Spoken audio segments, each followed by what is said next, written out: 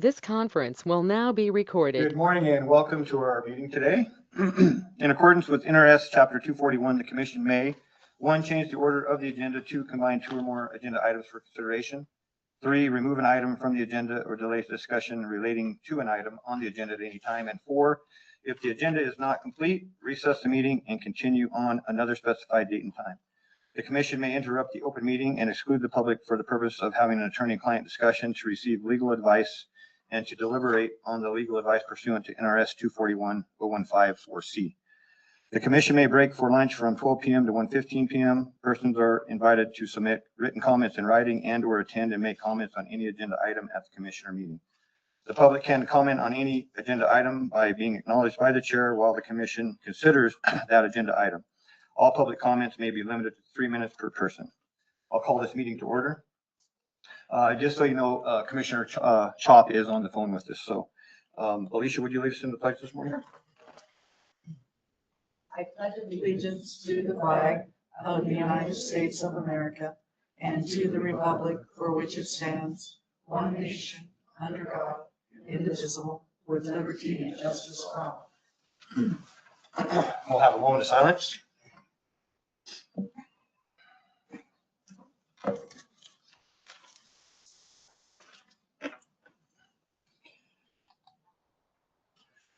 All right, we'll move into Commissioner's reports. Dee, we'll start with you. Let me see, I attended the NACO meeting online, and there wasn't a lot new on there. They're just working on all of their legislative stuff. And Vince gave his official notice, and they put Amy in as the acting until they go ahead and hire somebody to replace that position. And let's see, I think that was the only meeting I did this time. Okay, thank you, Dee. Alicia?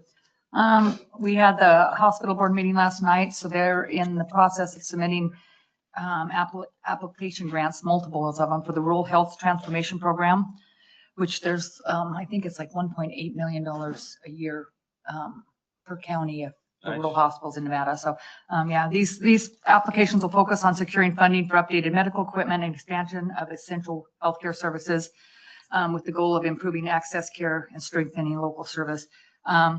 They also agreed to extend financial support to Agape Hospice and provide office space within the John Peters building, which they have been doing. They have expressed appreciation for both the county and the hospital for helping support them. So what they did is they're really close to getting their Medicare billing. So as soon as they do that, then there'll be a little where they can bill out. And they offered paying the hospital back if we agreed to that. Let's see. And then we had the FCC meeting, and that basically sorry, get my notes here. They are still supporting the food distribution over there at the FCC building, and Amy said that's going really well. Nevada Outdoor Schools, they offer a program where the kids can do a lot of things outside. So they haven't been getting a lot of participation, so I thought I'd mention that today. So Friday they have their Explorer Camp at the Elkless Park, and that's free to the kids. So if parents want to do that, that's something really good for them. So, and one other thing, the Longhorn Youth Team is collaborating with the Nevada State Police, including John Dunkhorst and Officer Alex Rangel. We're going to host a community presentation at the Civic Center focused on drug awareness. This presentation will provide valuable information on substances currently present in our community and offer guidance to help parents better recognize warning signs. I went to one in Winnemucca that he did, and it was really good because a lot of parents are pretty naive about if they don't know about certain drugs that are new coming. So it was good to get them those signs so they can help their kids if they need to. And that's it. Okay, well, thank you. Yep. Good morning, everybody. The only meeting I had was the PLUAC meeting on Monday. It was a pretty short meeting. NDOW was scheduled to give us their update, but they didn't show up. So we kind of had a little bit shorter of a meeting. We reviewed some water applications. I gave my commissioner updates, and one of the suggestions was I did bring up our cleanup initiatives before July. So one person that came up with an idea that, you know, there's certain people that can't make it there before 4 p.m. when the dump closes, is maybe getting a kind of a dumpster outside the gate where people can, you know, if they do happen to show up after hours, just small things where they can put it in the dumpster, That was just one of the ideas we got. Maybe we could, I'll talk with Sean about this. I'll talk with Bert about it next week, see if we can just get something. But other than that, that meeting was pretty short. And the only other thing is me and Alicia toured the old Lemaire's building, the old Lemaire's store building, just to look at the condition of it inside and trying to get an idea of what that building looks like right now. So that Manny Moreno from Convention and Tourism gave us just a short tour just to look through there, but a lot of work to do there. So, and that's all I got. Okay, thank you. Mr. Chop, do you have any reports? Nothing to report. All right, thank you. We'll move into staff reports. Good morning, Commissioners. We had a meeting with Director Raby last week. The Callahan Complex and the Wild Horse Gather is moving forward. The BLM had some different ideas that the county can partner with them on some more gathers. So we are looking at some options that we're going to have that we'll bring back before you. May 8th is going to be our community cleanup. We're going to meet out here at 10 a.m. at the bike trails to help clean the bike trails and everything else. We're also partnering with the school before July 4th, where the school sports kids are going to come out and help clean up the community before the 4th of July celebration. That's all I have. Okay, thank you, Sean. Bill, we do have a public hearing at 9:05, so should we take that now and then come back and get the consent and bills later? Or? Be better, yeah. Okay. So for 1.2, I have to disclose that. Are you going to speak today, Kim? Okay. I disclosed that my wife works for Kim Buffington and receives a paycheck. So I'm making that disclosure, and based on legals that I should abstain and not speak on the item. So if you would like to, Vice Chair, take over 1.2. Okay. Item 1.2, public hearing at 9:05 a.m. Discussion and possible action to approve, disapprove resolution 2026-02, a resolution amending the Lander County Master Plan by adopting the 2026 Master Plan, which includes but is not limited to the reorganization of the master plan, updates to the development and zoning standards, updates to all data throughout the master plan, and updates to the land use plan. Good morning, Commissioners. Thank you. Shelby Knott for the record, planning coordinator. So we've been working on this for quite a while. And I think it's finally ready for you guys to see final product. The last time this was in front of you was at the January 24th public workshop between you and the Planning Commission. Since then, all recommended changes from that meeting have been made. Data throughout the entire document was updated. Updates were made to the Battle Mountain future land use map. The conservation section was amended by Dave Stanton to match our goals with our renewable energy facility ordinance. The Planning Commission did approve the document as a whole on July 16th of 2025. And then on December 17th, I brought to them the conservation section changes made by Dave, and they did approve those as well. So I did just want to clarify the land use map located in the land use section. That map identifies not zoning. It doesn't specify the zoning of the property. It calls out future land use. So what we want to see there in the future. So it does correlate some with zoning, but it doesn't necessarily specify that that is the zoning of the property and that will be what the property is zoned in the future. It just says, hey, this might be what we want to see here. And it helps with, developers come in if their land is zoned agriculture and they want to do commercial. If it's already designated that in the land use plan, it makes it easier for us to support a zone change for that, if that makes sense. So if anybody has any questions, I'm available for questions. Okay, commission, do you have any questions? Yes, so I do it's too. not letting me pull it up here, so I just wrote a few notes on the master plan. First thing is that seeing it's got the wrong commissioners.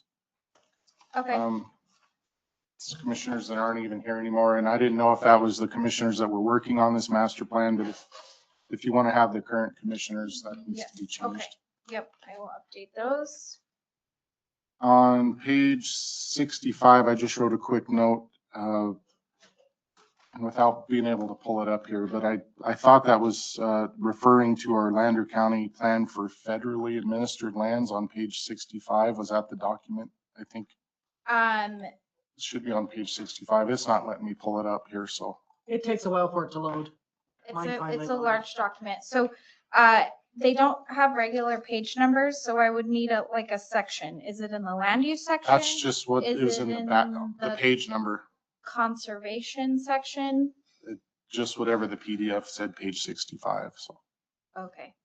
I'll have to, Okay, I'll make a note. 2. Two. Okay, yep, that helps.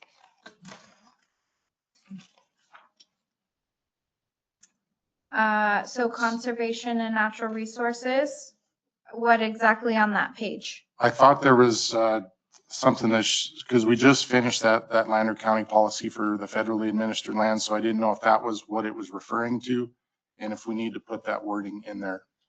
And I can't pull it up right here, so it's, So I do know that, Dave Stanton reviewed both documents, against each other to make sure that they matched up. So, I mean, without a specific reference, I can't. oh, okay. Maybe they should put page numbers on there. So Shelby, I got a question while I'm also looking that up. Historically, that was industrial, and then the planning commission somewhere back, maybe 10 or 15 years ago, changed it to agricultural, correct? What are you referring to? That, some of that property out there over here. I don't know if I have another one here.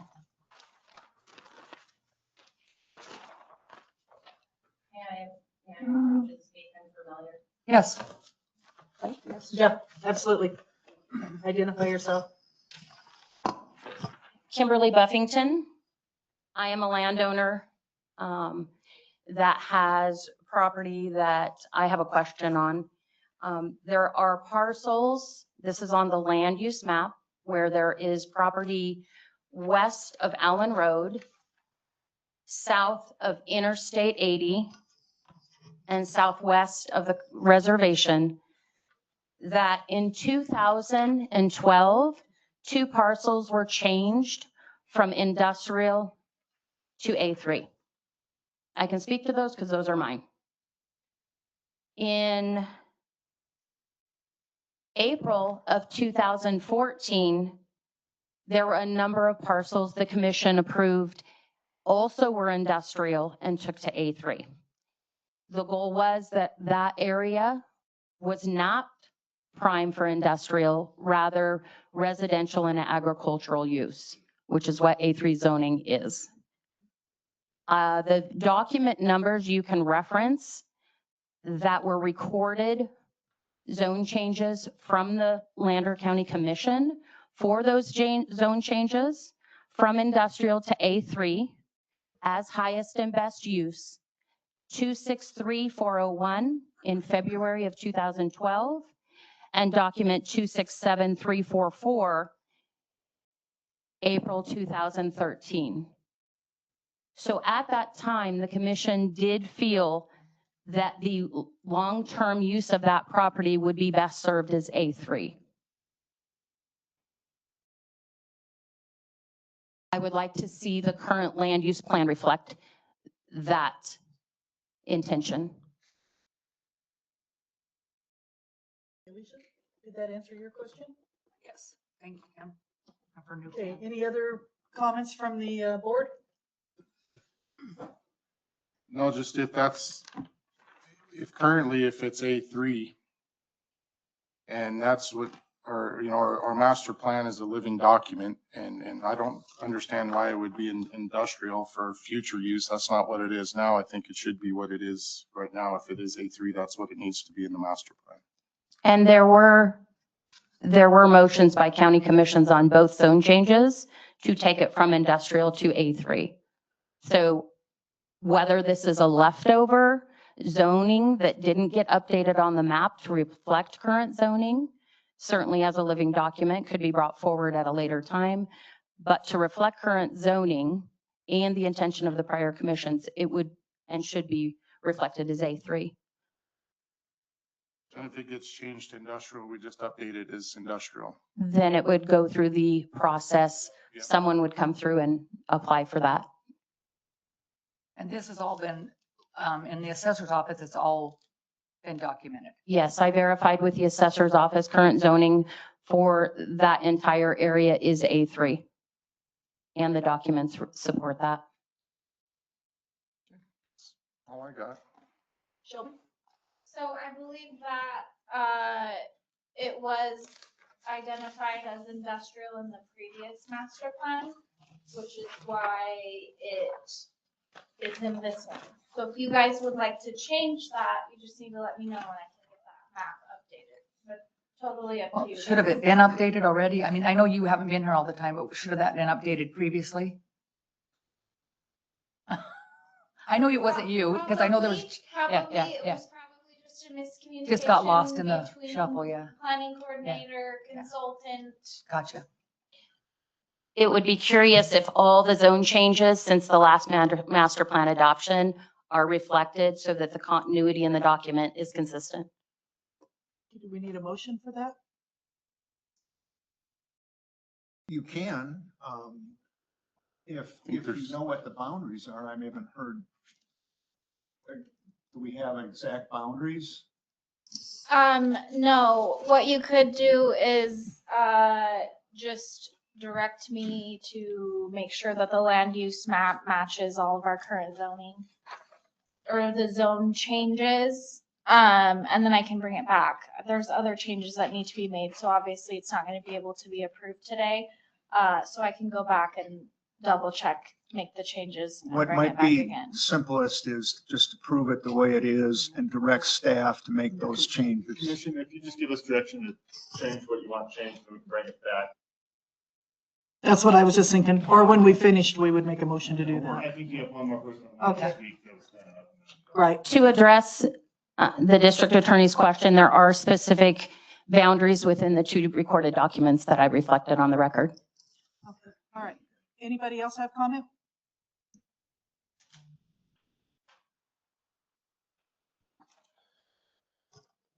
Thank you, Dusty Ship, for the record. I believe part of this area that's been being discussed right now, I own as well. And there was several planning commission meetings last year for bringing the master plan, updating it and getting it current. And during that meeting, I requested this parcel, my parcel, which I believe is part of what's being discussed here, to again, in the master plan, be considered for industrial use. And the reason was because we have a rail port coming in very soon, and it's very close to there, good access off the freeway. And of course, we're not changing zoning, it's staying A3, but in the future, if it made sense, it seemed like this would be a good option for it to be considered. And so that seemed to be approved, and that's why it's on, I believe, your current master plan, was because we actually reviewed that at the planning commission, and obviously it got approved and made it this far. Okay, so if we leave your parcel, which looks like it's a pretty good size It's parcel. A3 right now. Yeah, if we left it or allowed it to be industrial, is that considered spot zoning? Or is it because it's a big enough parcel that it wouldn't be? Because spot Well, zoning. again, we're not changing the zoning currently. There'd have to be a whole process to come back, and that could get reviewed at that point in the future if there's stuff around it, but I would say that's a DA question. I don't believe so. It's a pretty good sized parcel that he has there. So it's not just like one little 500-foot area. If it's what I'm thinking it is, then it's fine Either way. either way, but for simplicity's sake, I might go forward with it. But we can also, why don't you amend it if we know what we're doing and bring it back for final approval? So my question is, why did they change it to A3 back in the time? Why, if it was that, why did they do it? Because all of that out there is agricultural and residential, correct? It was highest and best use. It was, so, and it's agricultural now, but it's showing on that map because we haven't updated it that it was industrial, which is what was before that later on got approved to be agricultural, correct? Typically what you'll see on a master plan is this is kind of where we want things to be. And then as stuff develops, it then comes forward and you guys decide if it makes sense at that point. So maybe a long time ago, it made sense for that to be right off I-80 and it was a good spot for industrial. And then as people bought it and didn't want it to be, they came and asked for it to be changed. But you know, again, this is just the master plan, so I don't have any plans to change it as of right now, but we went through the process to, you know, keep it open to that. And if it makes sense sometime down the road, I think it Commissioner, is a may I good make- spot. I don't mean to cut you off, Dusty, sorry. May I make a suggestion? If you give staff and I direction to take this back, we can amend it for Kim's property and amend it for Dusty's property to show what he's asking for. No? It needs to reflect what's on the current county records. The county is the one who brought the zone changes back in 2014. I did my own. The county brought those other zone changes forward. They need to reflect what's current, and if a future zone change is desired, then that process needs to take the appropriate steps. Every other parcel on that map reflects its current zoning, as should these. But this is not a zoning map. I It is a understand, future land use map. which makes It's it even more critical, for planning purposes. for sure. So Makes- not every parcel that we want to be something is going to be zoned that. We can say, we want a commercial development out in Hilltop. Let's plan for that and we'll mark it as commercial on the master plan, but that doesn't necessarily mean that it's going to be zoned that right now. The original intent from the commissioners prior and the current recorded documents. Which is reflected as fine. A3. I don't see an issue with changing those parcels No. that are that back to That's rural. all of those. But if Dusty wants to have the option to have his as industrial and the county agrees with that, I don't think that we need to change that back to rural. If he has the intent and the county thinks that it's a good idea or we want that, that doesn't need to change back to rural. It as is well. surrounded and has been developed around it as residential based on the current zoning. So to change that at this point, an industrial piece in the middle of residential development makes zero sense. Could we change it to commercial No. instead of, you know, so that you have like a mini strip out there or something? A strip mall? Well, or- again, I don't know that it'll ever get there, but it's just the idea that as a master plan, it could be supported. If that ever comes back and we say, hey, we want to do something else there, we're gonna have to come for a zone change.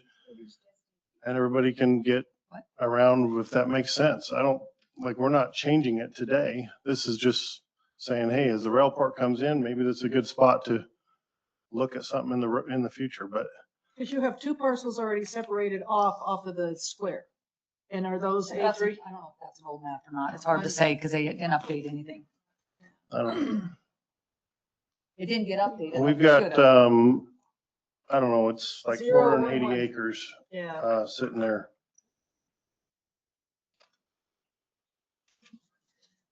One side's surrounded by one side's, the reservation land. Right. And so yours is 16, 17, and 18. And 15? I only have 2 APNs, so I don't have the numbers right in front. He's right here, I'm guessing. Let me see that. That's what it looks like, because it butts right up against the reservation. It is. It's got 011 on there, so let's see. It's surrounded by residential. Yeah. I just think this needs to be reflective in our master plan of what it's actually zoned for. Because a lot of things can happen in the future. He could sell the property and, you know, here we are. There's a reason why a lot of these counties these documents are screwed up. But that is further support for the master plan itself. Like, what does the county want to see there? That's what the land use plan is for. It's Dusty sells the properties, it sells again, it sells 5 more times, but that's still what we want to see there. No matter who Sure. owns it, that's what we want. It doesn't matter what it's zoned. It doesn't matter, you know, who owns the property. It's what the county wants to see there. That's what this map is for. Well, you're 30 saying years we. down the road. It's like, I haven't had any discussions about this. So it's like when we say the county, it's like who wants that as industrial? Who's considering The that? planning The commission. planning. So, yeah, commission so did that a was last year when so master plan basically kind of sets areas so you have some direction for developers to come in and say this would be somewhat supported. And then you come back and say, you know, hey, we want to do this, and maybe it's not all the acreage, maybe it's a little piece of it, and you bring it forth and say, we want to look at a zone change. It's supported by the master plan. What do you guys think? So it's likely not going to all be industrial, maybe never. But the master plan isn't changing. If you did that, you'd have to change the zones on everything in the master plan. That's not what the master plan's for. It's just to kind of give some direction on what could be when you buy a piece of parcel, you know, what might be supported. It's not set in stone. It's just a suggestion. No, not at all. This is a living document. So you guys get to decide if it ever came back. And it could be changed even if it was agricultural later on. He could put in to have zone changes with planning, correct? Even if we didn't change it, or even if we didn't agree with that right now. And I just want to say, when you say we, just so you know, I agree with Lamont on that. So have we talked to any of those landowners around there? I mean, that's the thing too. They're all living there on A3, and I know Dusty has his there that's A3. But I mean, have we, I'm going to tell you, back in the day, I had a piece over on North First. It was commercial. It was a house. They wanted to change it to residential, and it didn't get changed because only one commissioner come and talk to me and my husband, and it was him back in the day. So, I mean, I just think we need to speak to those people around there too. I mean, it's already set on the master plan as A3. So I just think people should have an input on that, which they probably did at the The planning Planning commission commission, meeting's yes, public, yeah, right? yeah. So, and again, like if I was to ever come back and say I wanted to take this piece or a portion of this piece and actually change the zoning, everybody close would get notified yeah. and I they know the would have a process. chance to have thoughts. May I enter another document into the record? It is another document supporting that zone change of those parcels. Document number 0276590. All these parcels are reflected as A3. That's what the commissioners voted on. And I think that should stay in place on future land maps until such time somebody provides merit that it should be changed to industrial based on a specific instance. To blanket it and update it as a future use as industrial opens it up for just about anything, and that is scary. And once it's in this land use document, they'll be hard pressed to refuse it. I disagree There with is- that, Kim, Well, and you were I've at that. seen it. You, with all due respect, we'd work together, but you were at the planning commission meeting where I asked for this and And I am. nothing was said.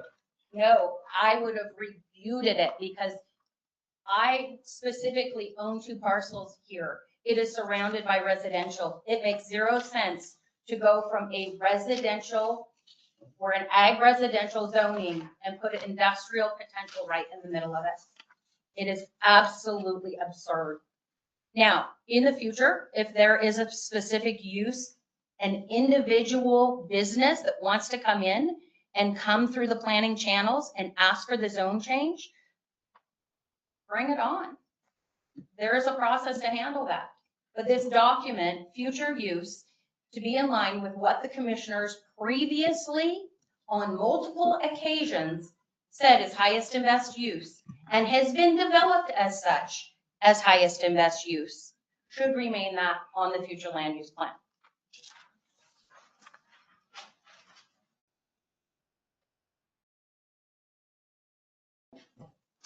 Is there any other public comment?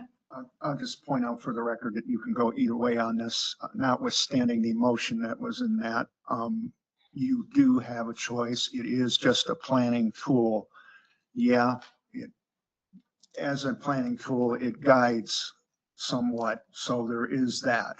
But it isn't permanent by any means, and it has no standing that's likely to have an effect in a court if everything goes that route.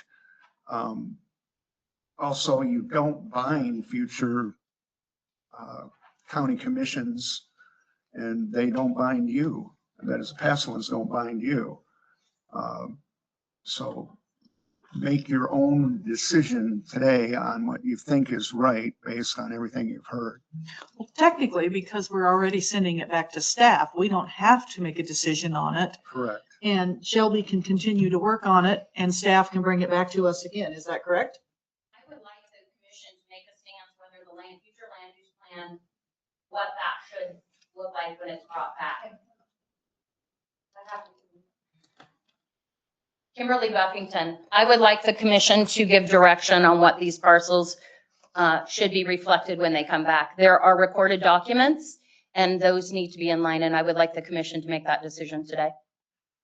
Regardless of the recorded documents, it would be nice to know what you guys think and what you want it to be. I agree with Shelby. So if you guys give us some direction on what map you would, or how the map you want it to look when we bring it back. Okay, so To be fair as well, we've gone both directions. She's correct about the surroundings and all of that. You've heard that. But we've never had a rail park, and that's a big deal that we are considering and moving in that direction. When I say we, I mean you folks, actually, the county. And therefore, to the extent that this matches in with that rail park, or might, you might very well want to do that. So consider both. That's Well, there's all a lot I'm of saying. I'm trying to industrial- Make sure we're staying fair. I'm curious. how much other industrial is there out there? There's a lot. It's all on the north side. Like on North Second and. Okay. Yeah. Yeah, there's like over there where you go across railroad tracks, that's. a lot Over of where the that- dog park and all that, or not the dog park, the Right, like the humane. I believe is the body shop, is it industrial? Or is it just over there where I used to be? Your MRC there. MRC, yeah. Yeah. Which used to be a hot mess too, because there was Oh, all yeah. kinds of stuff in That there. whole area over there is MRC. So, Kimberly Buffington. The county did request industrial zone changes on the north side of Interstate 80. All of that is zoned industrial. There is room for all that industrial there. There is industrial East Muleshoe, and there is industrial out and around the airport. There is a lot of industrial. And I don't see how we can go against recorded documents surrounded by residential when there is plenty of industrial out there and available. Within the rail park area. Okay. All throughout the whole community. Well, I'm thinking more because of the rail park and how that's changing the logistics of how Battle Mountain is gonna go in the future. North Battle Mountain is MRC to industrial, all of that. All right. What do you guys think? Mike, do you have any comments? Sorry, Lamont. That's okay. I forgot he was on there. We need to. Mike, do you have any comments? No, No? Okay, go ahead, Lamont. I just think the land use map needs to reflect our current county records. Yeah, we do have a rail park going in, but that's future. That's a long ways away. I mean, we can always update this later. It's a living document. Things can go through the planning commission and get zoned as such, but that's the way I feel. I think it needs to match the current county records. I agree with that. Okay, so is that the general So consensus? can I explain one thing here really quick? Please do. So when I get a zone change application, one of the first things I look at is what the land use map says that we want there.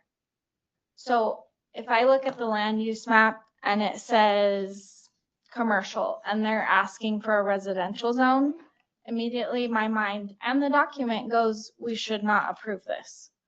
So if a parcel is zoned, well, like I just said, so it makes it hard to approve a zone change if our master plan, land use plan doesn't reflect that. If that makes sense. Well, the planning commission can, if you want a zone change, you just go through the whole process. I mean, it's not. Right, right. that But hard. when I process that zone change application, I look at this map. And if this map doesn't support that zone change, I'm gonna recommend denial of the zone change. Granted, the planning commission and you guys can do whatever and we can make changes to the map. It just makes it easier 'Cause for us to support a zone change if the map We've reflects changed a that. lot of zones, had a lot of zone changes where on our master plan said one thing, but Yes, we've changed yes. things on north of town. We've changed, I mean, we consider everything. It's not impossible, Right.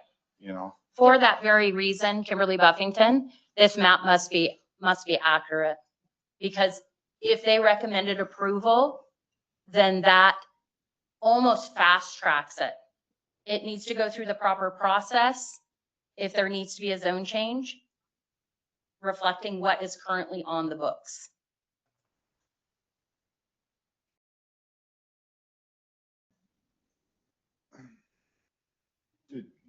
Mike unmuted. Mike, do you have anything to say?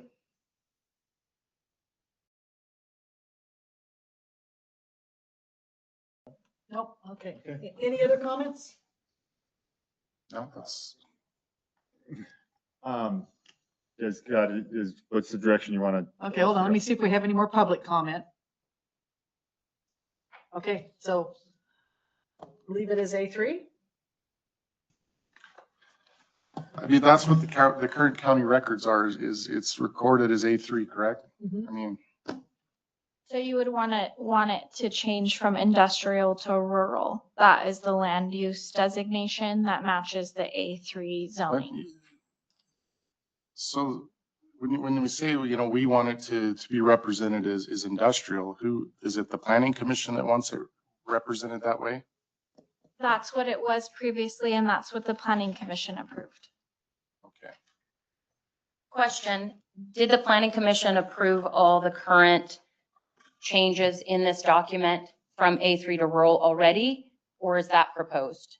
It's not the zone changes. No zoning was changes. It's just the land use designation. I understand. Did the land use designations, have they been approved yet, or are they still proposed?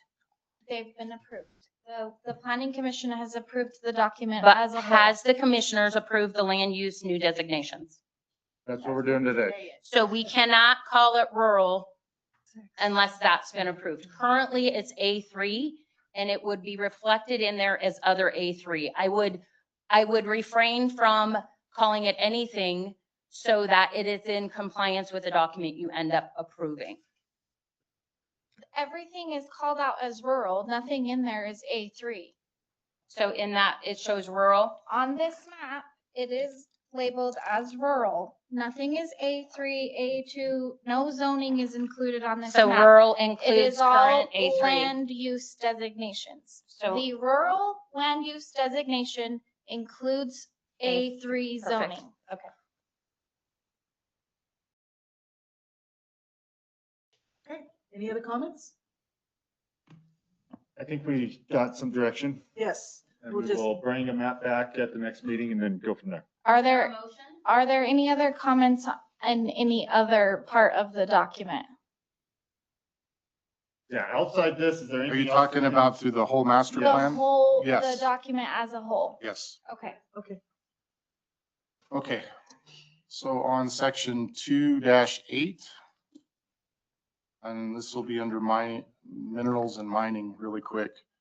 Under the Greystone mine, it says operator is MI Swaco. Mhm. I believe the MI Swaco is not the owner. I don't think they're the current operator anymore. Okay. I think that new company, let me see where I got it here. Eric. Okay, see if I can pronounce this right. Schlumberger. Schlumberger. Yeah, is that what it is? I don't know. Schlumberger. I'll double check. Okay. I just, if the opportunity is to correct that right now. Yep. Yeah, so Okay, Anything else? and that's all I got for the master plan. okay. Okay. Alicia, do you have any? Nope, not right now. Anybody else in the public that has had a chance to look at it have any changes other than? Okay, well, so we're going, do we need a motion to direct them? Nope, we're just going to direct staff to go ahead and make changes as discussed. Perfect. I'm gonna make them accurately reflect what it is now and then, Yes. yes, okay. Yes. And if anybody has any more suggestions for Shelby, get them sent to her. Okay, Get all those names updated. thank you. Thank you, Shelby. Good All right, work. Brian, All back to you. right, thank you, Dee. So we'll circle back.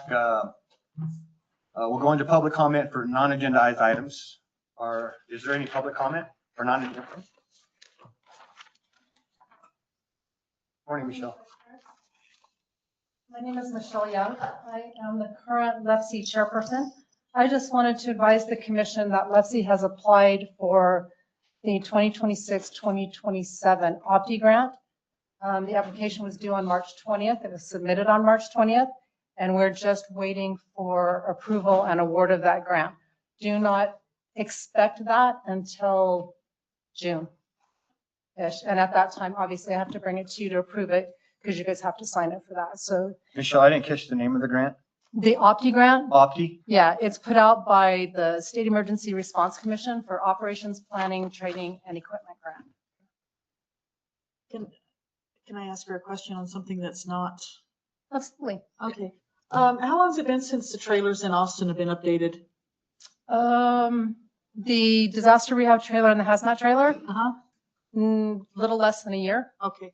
I took some supplies a couple months, 4 or 5 months ago. Yeah, and I have plans. I have equipment that needs to be put in those trailers. Okay. One of them is a shelter kit, and I had to inventory that kit first, and it's big and it's heavy. So as soon as I can make arrangements with somebody in Austin to put it somewhere, I will take the rest of the stuff down there. So probably sometime in the next 2 to 3 weeks. Okay, perfect. So I drove by the other day looking at it thinking, because it's getting really faded, the paint. And Commissioner, I understand that there is skin on those trailers. And about a year and a half ago, I had some conversations with the sheriff's department, with the sheriff, about having those redone. And the process to remove the skins on those trailers is exceedingly expensive. Ooh. And then finding someone either to reskin them or repaint them is also a process. So I was advised at the time, due to the expense, to just let that go. Okay, yeah, it was just because of the outside condition, I questioned the inside. The inside is fine. Okay. The outside looks a little rough. If you want, we can make an agenda item on a future agenda. No, that was just a really quick question. I had. Okay. I'm sorry. Thank you. Any other questions about the grant? No, Michelle, thank you to you and Holly for getting on these grants. I know it's a lot of work, but good job. I appreciate that. Thank you. All right, is there any other public comment?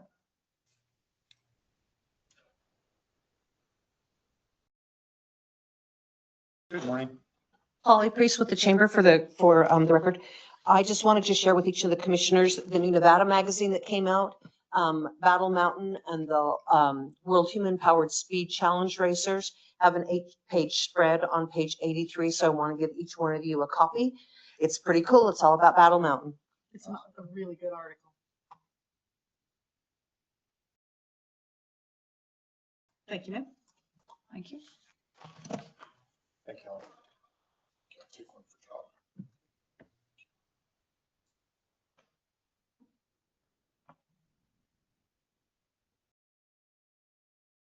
They are planning on coming back this year, and hopefully we'll be able to have the governor's office do something so that we can have the road ready to go for next year. The gentleman from France, I can never say his name correctly, so I won't even try. Anyway, he is very eager for the road to be done so that he can break the record. He was within 0.6 of a second of beating it last year on the rough road.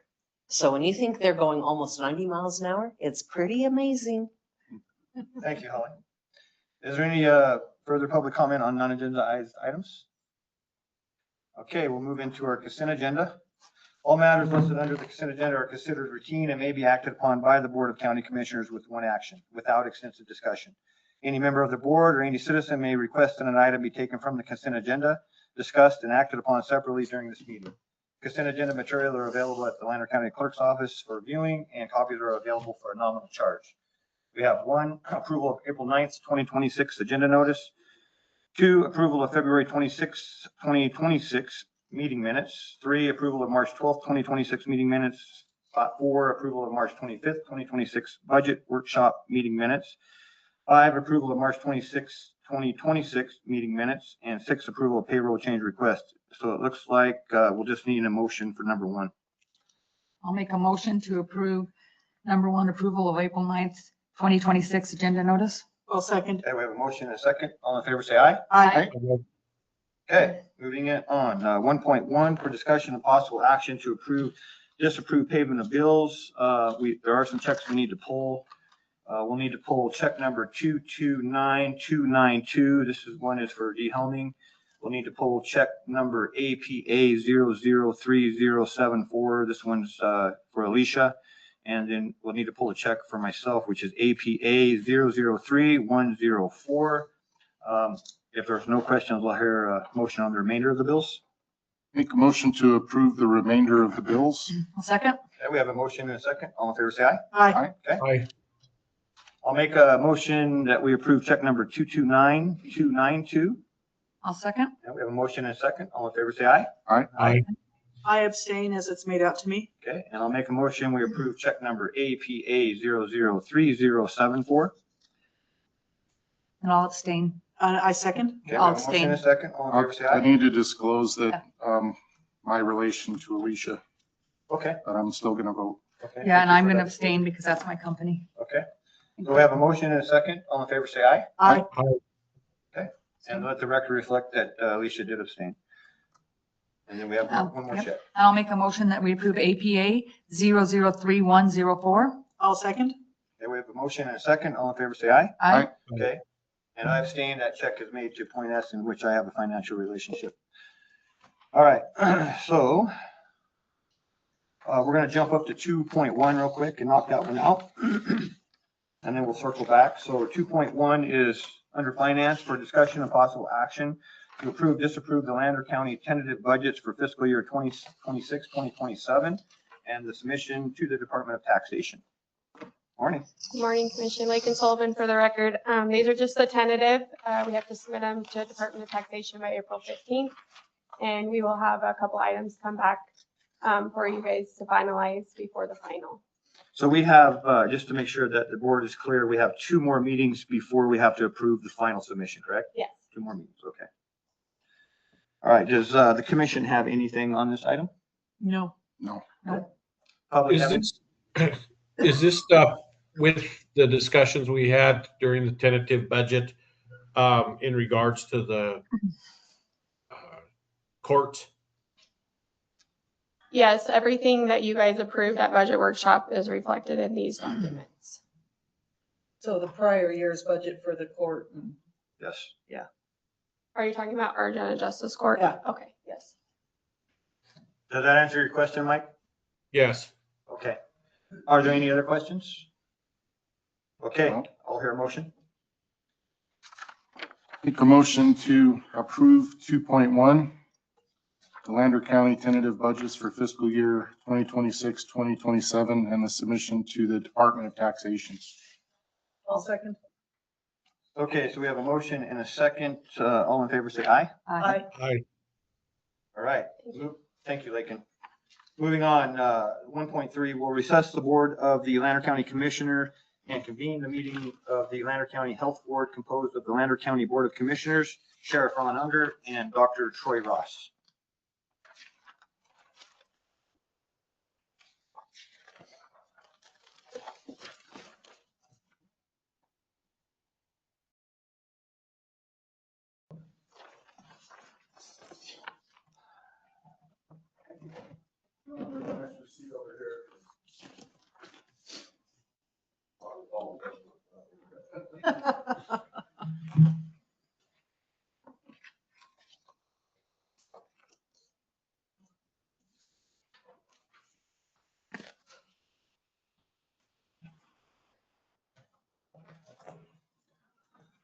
We will now convene the Lander County Board of Health meeting.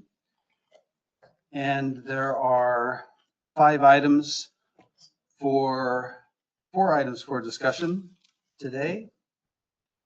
The first is an update to the board on environmental health permitting, which there was a proposal to explore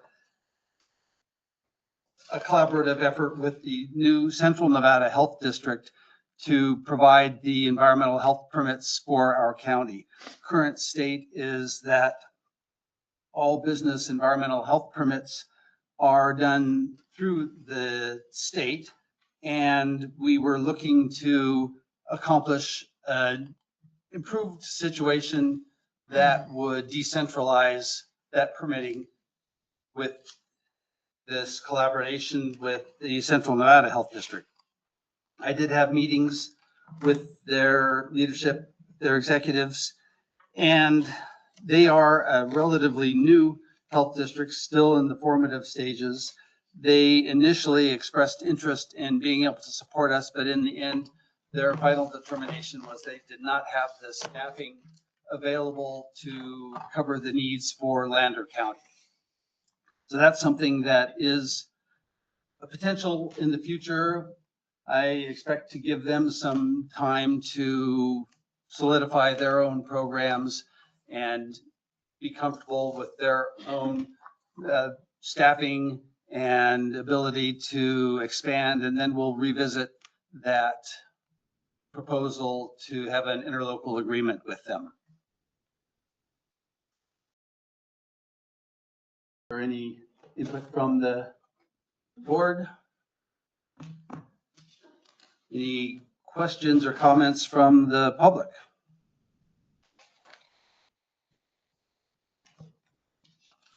All right.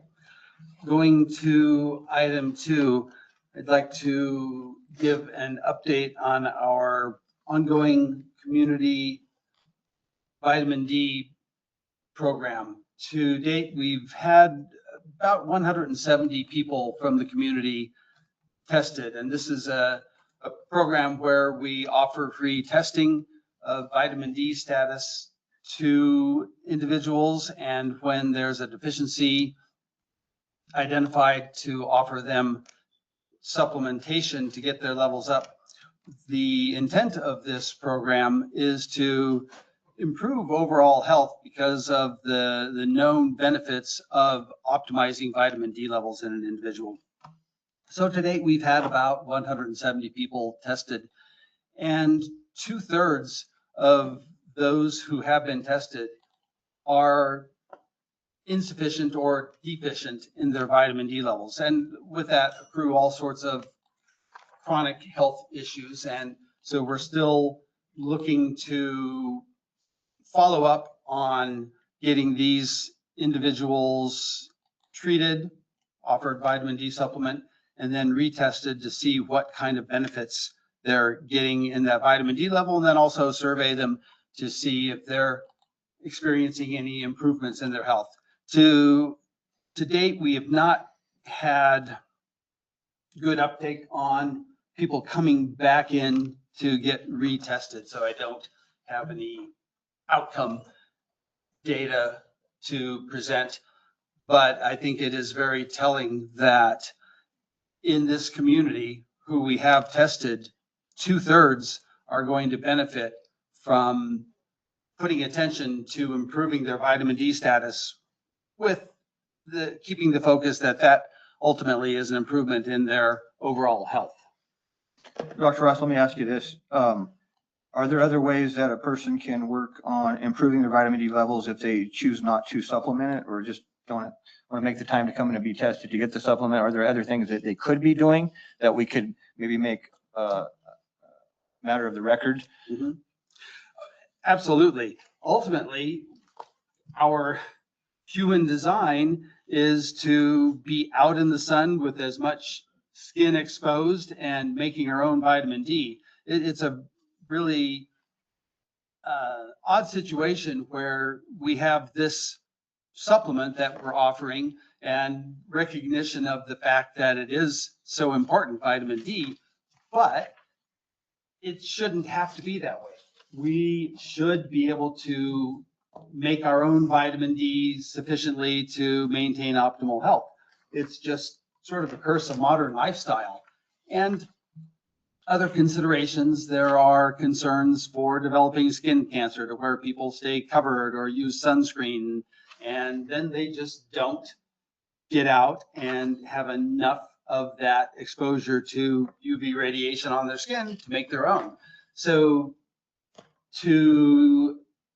directly to your question, education on getting appropriate sun exposure could be helpful. Unfortunately, you have to counter the messaging from another side of the medical establishment, which puts fear in people about the cancer risks of sun exposure. So there's that. Barring that, there are very few sources, natural sources of vitamin D in our food.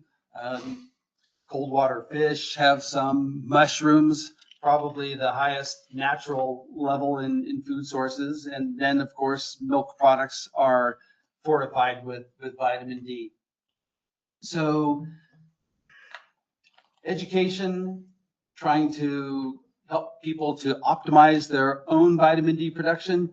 And I just am of the mind that that is going to be suboptimal. And so with that, I think that good messaging, a good program to help people get that supplementation, whether it's through fortified foods or food sources or just a strict vitamin D supplement, I think that's the best approach to get the outcomes. Okay, thank you. Doctor, I've got a quick question. The testing itself, is it done throughout the year or is it like bunched up in one? The reason I'm asking obviously is that if you do it in the summertime, people are more likely to have enough vitamin D. If you do it in the dark of winter, they probably don't. Right, yeah, there certainly is a seasonal variation. We haven't looked to change or develop a testing protocol that is seasonal. We want to just make sure that we offer that and get people in to get tested, regardless of what time of the season it is. But I haven't, just in my own practice, I have not seen a huge variation between summer and winter levels. There is some, but not much.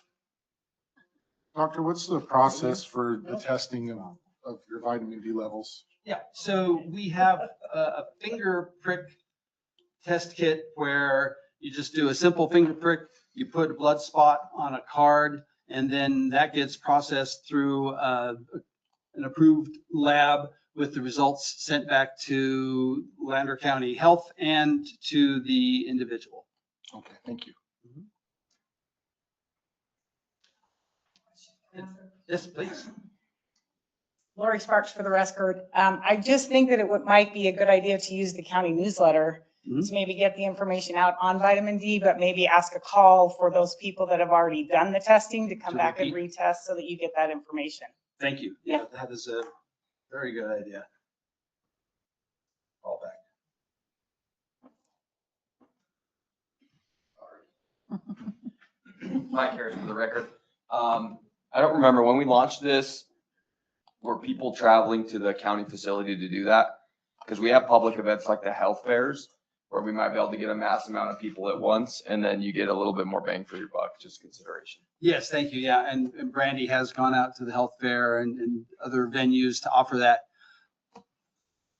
And we'll continue that.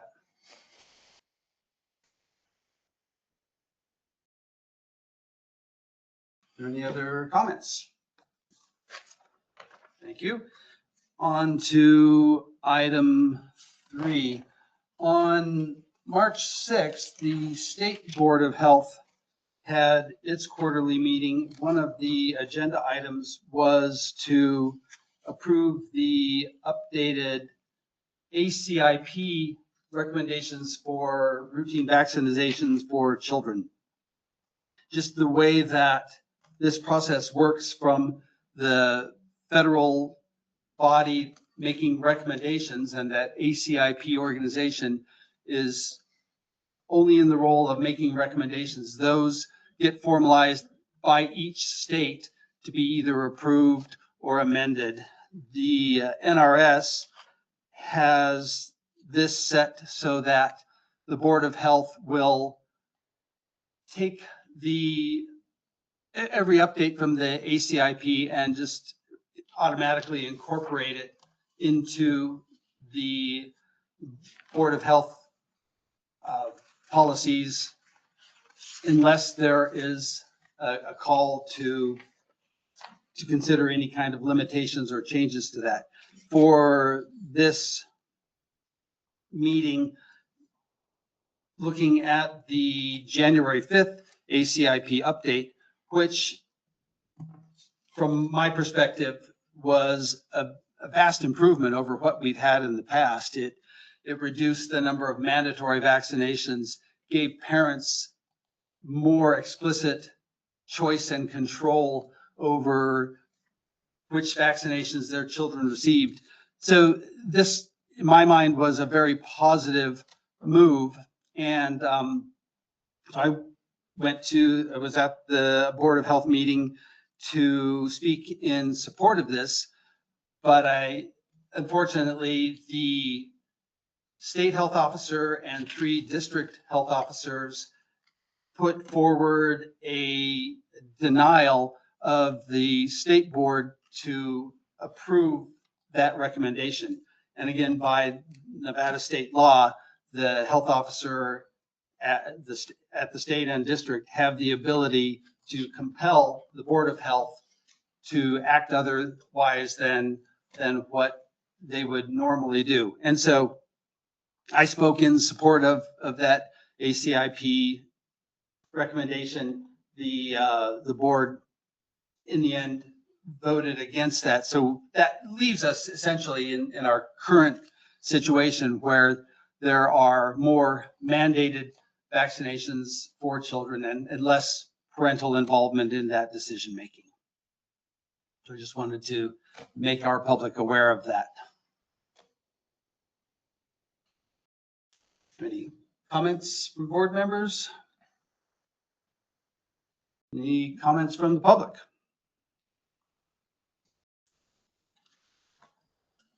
All right, moving on to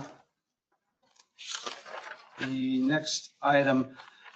We have been working on a children's dental health program that's part of the funding we received from the state under SB 118. We focused on treating dental issues in our children, and that hasn't had good traction. With that in mind, I've put a change of perspective on the program and the use of these funds from treatment to prevention. And I am going to incorporate, going back to the importance of vitamin D, focused testing and treatment of vitamin D deficiency in children and also in pregnant women. And the background information to support that has to do with a large body of literature that shows that when children are vitamin D deficient, they have much higher rates of dental decay and gum and mouth problems, along with systemic health problems.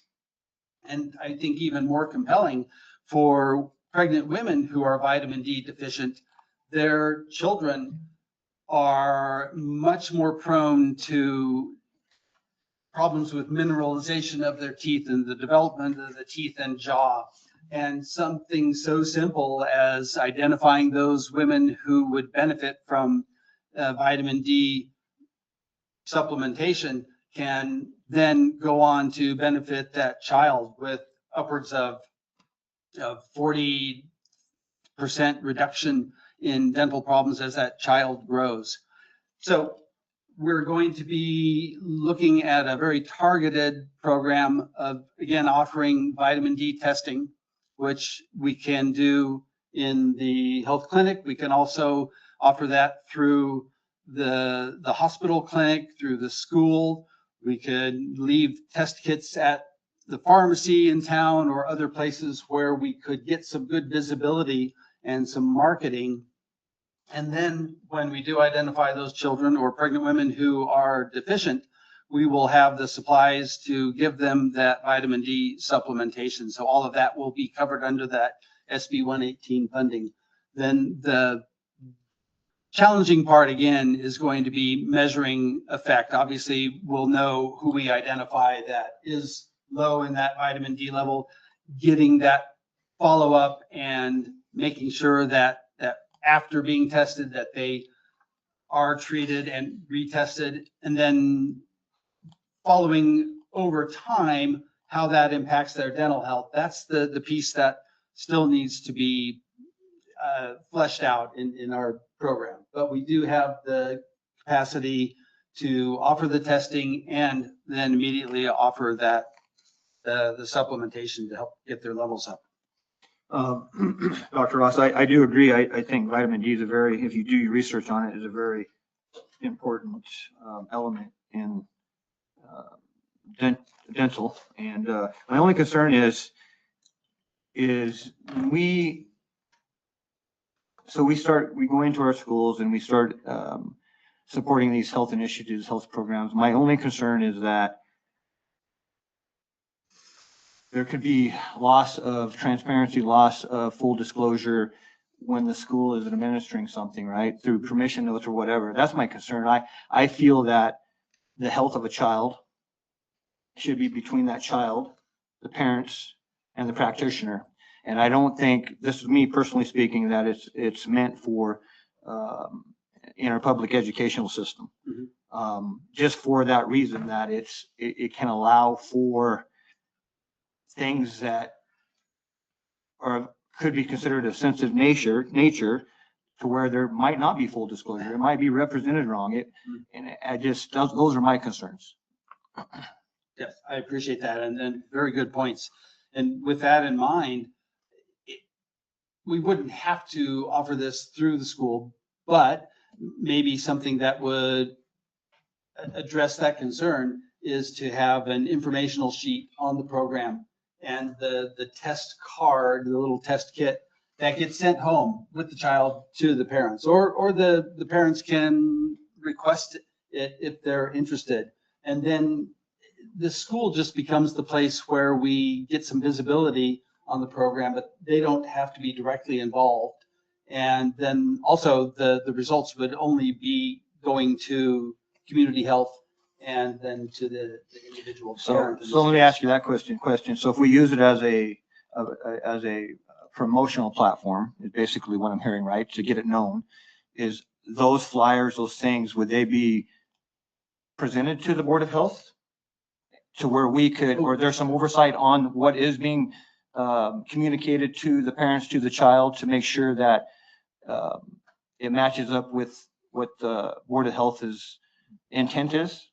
Yes, absolutely. Okay. Yeah, and so that will be the next step then. We haven't developed any marketing, but any marketing, promotion, educational piece, I will certainly bring that to the Board of Health before that goes out to the public. Doctor, in the past, what has been the communication that's kind of sent home ahead of time or notified for parents to where they know that this is coming or the potential for them to make this decision? Sometimes I know things in schools are sent on a Thursday or Friday and they got it, it's this happens Monday. So what has been in the past as far as getting this information out ahead of time for parents and their providers to make that decision for their kids? Thank you for that question. This is new, so we haven't done this in the past. There was a dental health program that was administered by the state that came through to the school, and that is completely separate. It had to do with dental exams and then offering fluoride varnishes to the children. That went out as an informational flyer, but that again was the people from the state dental board working with the school district. So how that actually rolled out, I'm not aware of. Okay, thank you. Just to make sure that the commission is aware of, because I don't know if all of these are new commissioners set in it, but the Lander County Board of Commissioners granted the permission for the dental board to be able to come into our schools and work with the kids. So it's something that we could also rescind, just to make sure that you guys understand that. Is there anything else from board members? And any public comments? Good. Thank you. Then item 5 for discussion and possible action to consider approval or disapproval of resolution number 2026-03. And this is a resolution incorporating the MAHA, Make Our Children Healthy Again federal program into county health programs. And I'll read that resolution, then open this up for discussion. So this is a resolution to the Lander County Board of Commissioners to incorporate the MAHA report into county health programs. This is number 2026-03. Whereas Lander County and the Lander County Board of Health supports the principles of the Make Our Children Healthy Again MAHA report released on 5/22/25. This is an attachment to the commission agenda, Exhibit A. Now therefore be it resolved that Lander County hereby adopts the MAHA report, and be it further resolved that Lander County directs that Lander County Health develop promotion and prevention programs for children's health which incorporate elements of the MAHA strategy report, which is attached as Exhibit B. And be it further resolved that Lander County Community Health will provide semi-annual reports to the board on the development and results of these programs. Are there any questions, input from members of the board? I 100% fully support it. I can remember back when I was in school, we had, I think it was called the presidential fitness test. Yes. And it was just, it seems like we've shifted as a society from, being outdoors, physically active, which ties right into your vitamin D thing too, right? Is to indoors on screen, and then just less healthy population because of those societal changes, I think. So anything that encourages and supports the health of our children, I'm 100% for it, so. And to give a little background, I didn't bring this into the conversation, but the recommendations of the MAHA Commission to President Trump focused on 4 potential drivers behind the rise of chronic diseases in children, which are poor diet, chemical exposures, lack of physical activity, and chronic stress. And then another one that I am very appreciative of that I don't feel gets much media play or attention even by people is the over-medicalization in our current system, where every problem has an identified medical tag, and then that just is an entry point for not only children but adults to then get drawn into the medical system, for which there is usually some sort of magic pill prescription to cover the symptoms of that identified problem, but never much attention to going back to root cause, which the recommendations of the commission were those 4 key drivers of some of those chronic issues. So I am very enthusiastic about the direction that the CDC, the current administration, is taking in helping all of us to refocus on solutions rather than just medical treatment, or just not even acknowledging that those issues are relevant. So you need a motion? If there are no public comment, then yes, I would like The to. motion to approve. Sure. Thank I'll you. second that motion. And voting in favor? Aye. Aye. Any opposed? Good job. See. Okay. All right, with that then, this is passed and adopted. And that is the last agenda item I have for the board. Are there any other comments?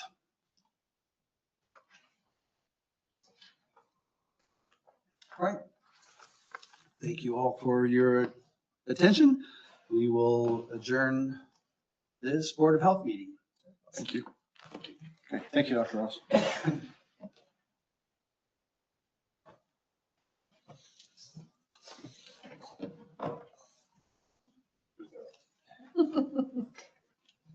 Okay, so we're reconvening the Lander County Board of Commissioners meeting.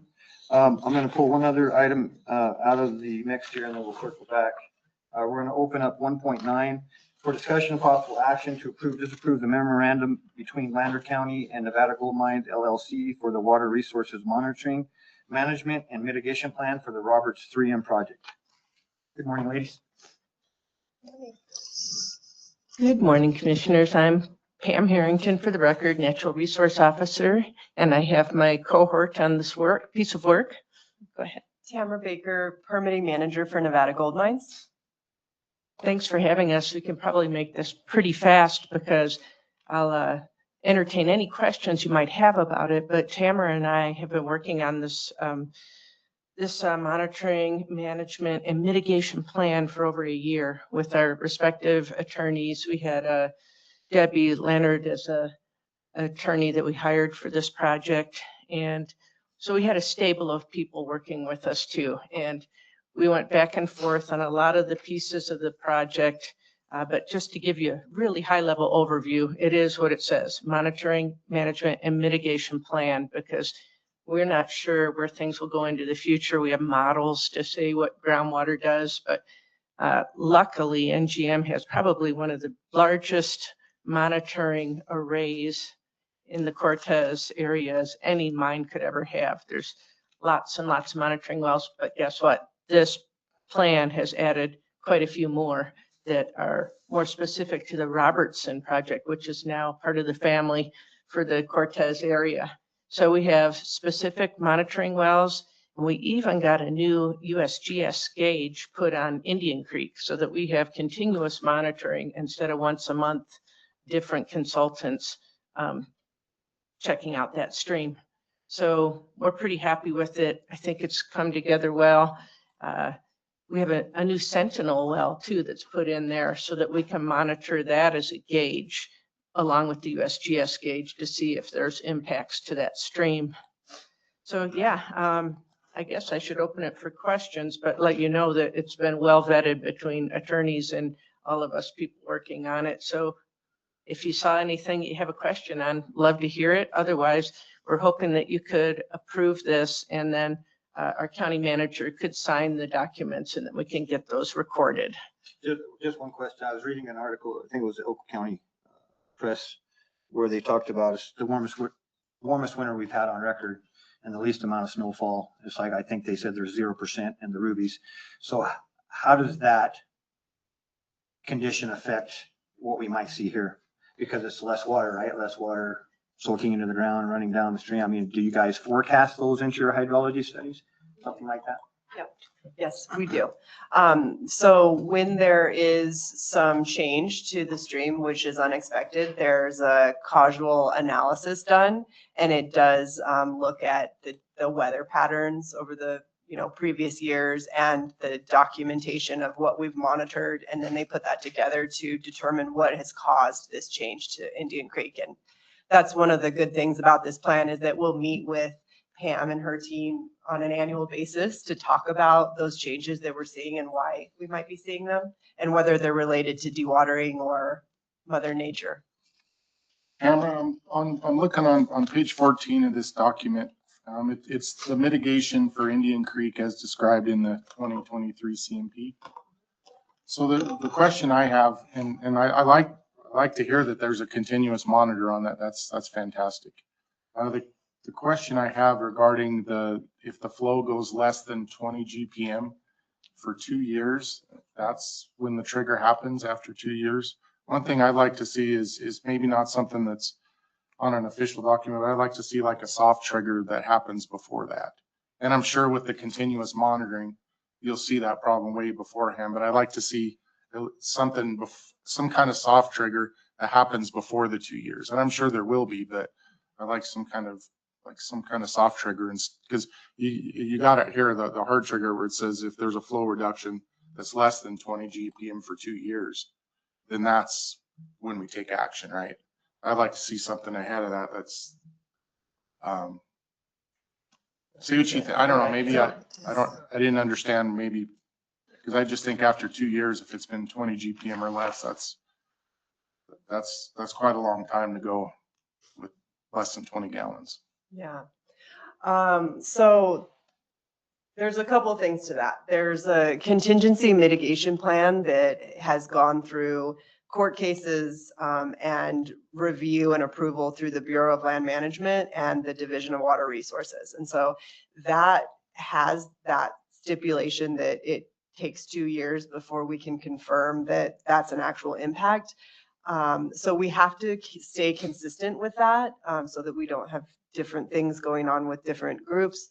But that's part of this agreement, that each year we're going to look at what's happening. And in fact, it's happening right now. And so as soon as this gets signed, we have a bunch of data that we'll provide to Pam and meetings that we'll set up so that we can talk to her about what's happening this year.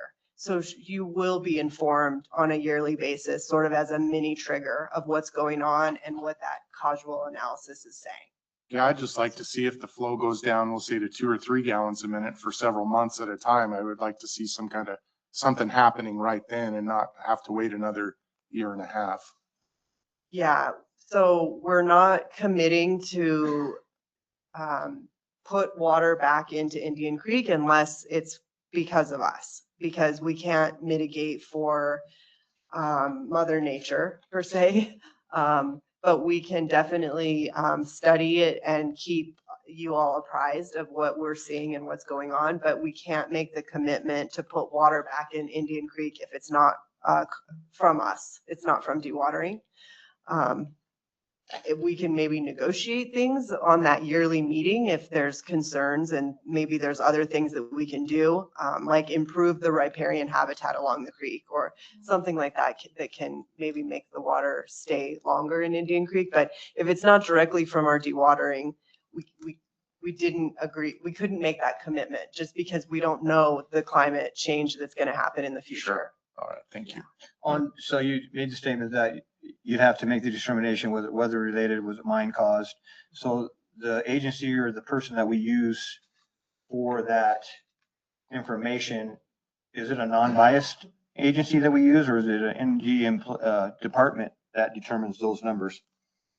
The analysis of what is causing it is done by Barrick's internal specialists, but it does get vetted through now Lander County, as well as the Division of Water Resources on an annual basis and the Bureau of Land Management.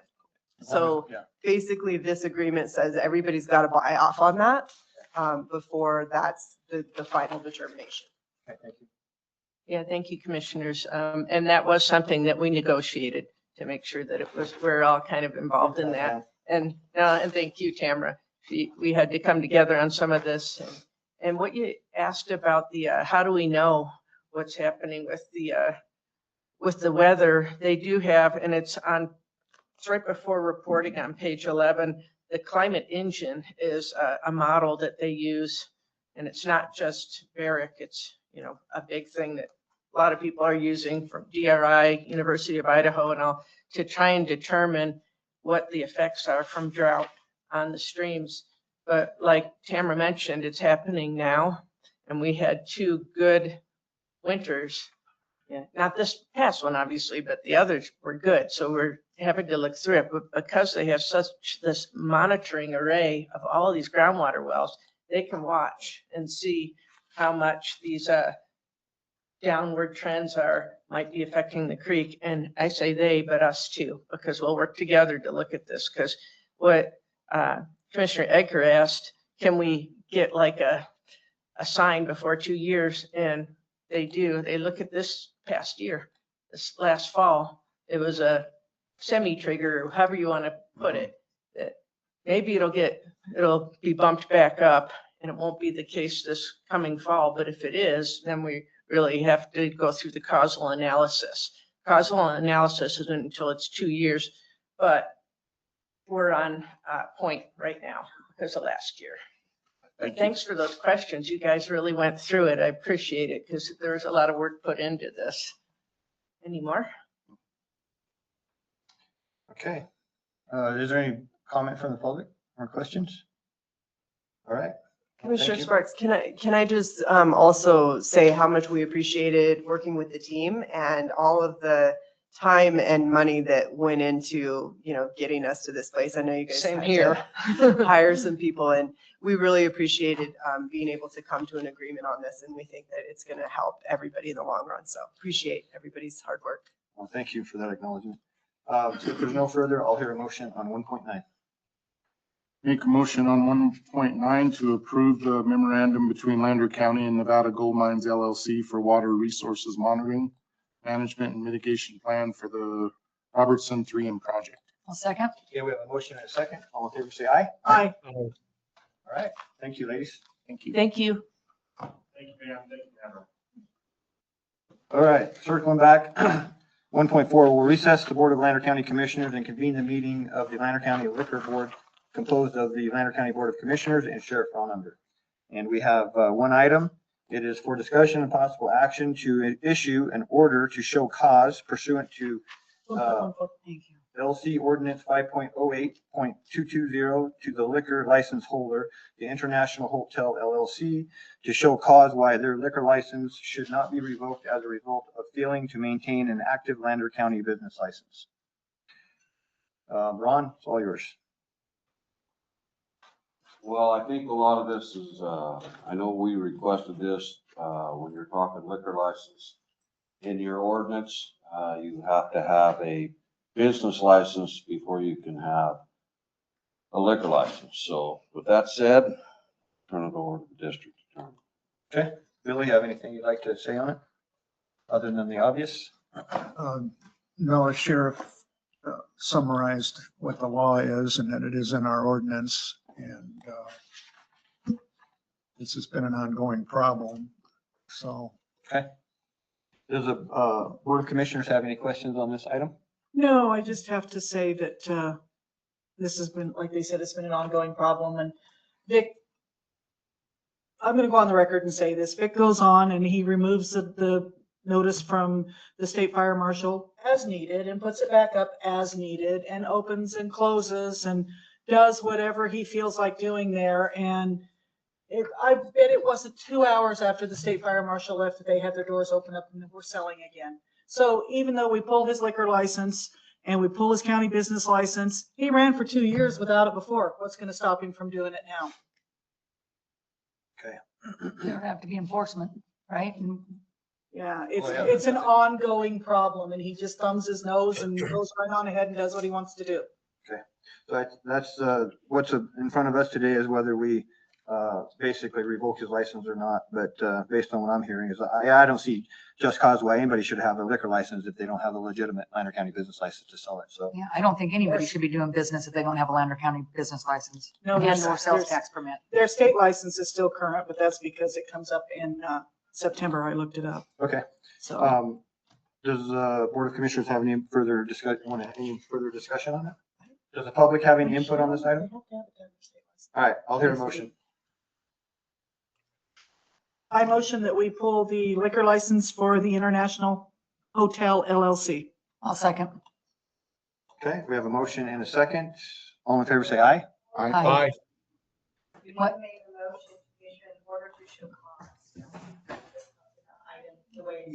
Oh, okay, so we need,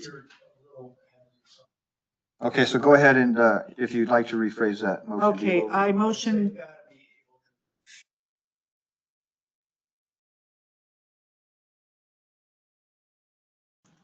Well, I think Michelle's calling.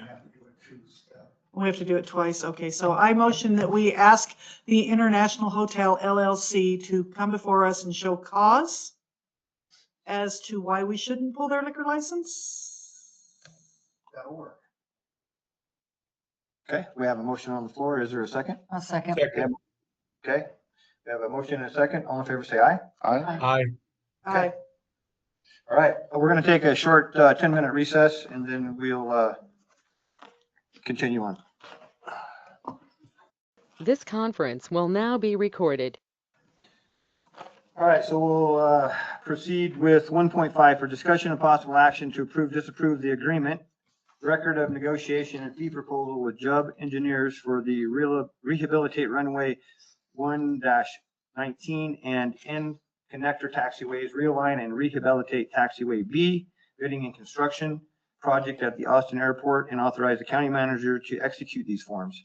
The contract amount is $282,433, of which $14,122 is covered by local matching funds. Good morning, Commission. David Meyer, JUB Engineers. I don't Morning, even David. know my own company name. So we have 4 projects coming up at our Lander County airports. I always try to start with the big one first. So we've talked about this project quite a bit. I apologize for not having my usual visuals, but we are basically replacing all of the asphalt at the airport that is over 12 years old. So it's a big paving project, much needed.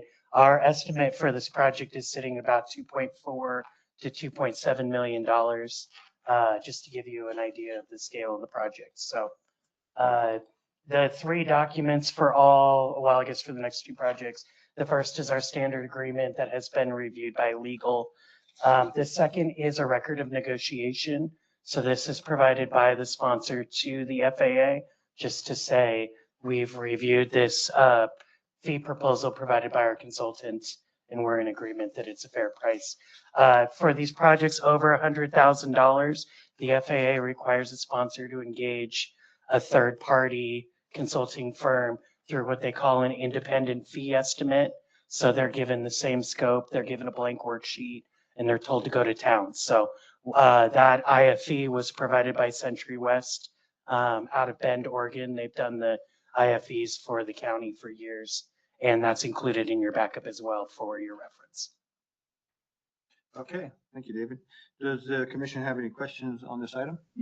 Okay, I'll hear a motion. Motion to approve the agreement and A second. negotiation fee proposal with JUB Engineers. Sorry. Okay, we have a motion I'll second. and a second. All in favor, say aye. Aye. Okay, 1.6. Aye. Okay, thank you. 1.6, for discussion and possible action to approve, disapprove the agreement, record of negotiation and fee proposal with JUB Engineers for the construct hangar bidding and construction project at the Battle Mountain Airport, and authorize the county manager to execute these forms. The contract amount is $141,984, of which $7,100 is covered by local matching funds. David Meyer, JUB Engineers. Same thing. This one's for the Battle Mountain hangar. Again, our contract amount was over $100,000. So the sponsor did engage Century West as an independent fee estimate, and all of that's included in your backup. Okay, thank you, David. If the commission has no questions, I'll hear a motion on this one. Motion to approve 1.6, the agreement, record of negotiation and fee proposal with JUB Engineers for the construction hangar project at the Battle Mountain Airport. Okay, we have a motion. Is there a second? A second. I'll second. Okay, we have a motion and a second. All in favor, say aye. Aye. Aye. Okay. All right, moving on. 1.7 for discussion and possible action to approve, disapprove the agreement, fee negotiation letter, and fee proposal with Jubb Engineers for the replace AWAS equipment procurement and installation project at the Austin Airport, and authorize the county manager to execute these forms. The contract amount is $42,660, of which $2,139 is covered by local matching funds. David Meyer, JUB. So same general idea. The difference is this contract is under $100,000. So an independent fee estimate's not required. Instead, the sponsor prepares a fee negotiation letter. And typically we do that by comparing it to the most recent larger project that did undergo an IFE and compare similar tasks. So all the projects have pretty similar project formulation tasks. Bidding is typically the same. There's elements within the installation that are similar to construction management. So we just try to do that to streamline the process, save the county the money of an IFE. It's pretty standard. So again, all of that's included in your backup if you have any questions. Thank you, David. If there's no questions on this item, I'll do a motion. Motion to approve item 1.7 as presented and authorize the county manager to execute. Okay, we have a motion on the floor. Is there a second? Second. Okay, we have a motion and a second. All in favor, say aye. Aye. Okay. 1.8, for discussion and possible action to approve, disapprove the agreement, fee negotiation, letter and fee proposal with Job Engineers for the replace AWAS equipment procurement installation project at the Battle Mountain Airport and authorize the county manager to execute these forms. The contract amount is $42,916, of which $2,146 is covered by local matching funds. All right, David Meyer, JEB. Last time, this is the same AWAS project, just in Battle Mountain. The only difference between the contract amounts is the number of miles from Reno to Battle Mountain versus Reno to Austin. Austin is closer. How about that? How about that? So otherwise, this is all the same information as the last item. Okay, thank you, David. If there's no questions, I'll hear a motion on 1.8. Motion to approve item 1.8 as presented and authorize the county manager to execute the forms. Thank you, Mike. We have a motion. Is there a second? I'll second. Okay, we have a motion and a second. All in favor, say aye. Aye. Aye. Thanks, Commission. Just a couple more things. If you know contractors who do this kind of work, send them my way. We love competition, and all of your staff is amazing, but I couldn't have done this without Carly. So thanks for saving my bacon. All right, well, thank you very much, David. All right, moving on. 1.10 for discussion of possible action to approve, disapprove the opioid settlement agreement, Exhibit G, for the remnant defendant settlement in an amount of $2,310.20. Does anybody have anything on this? Any questions, comments they'd like to make? If not, I'll hear a motion.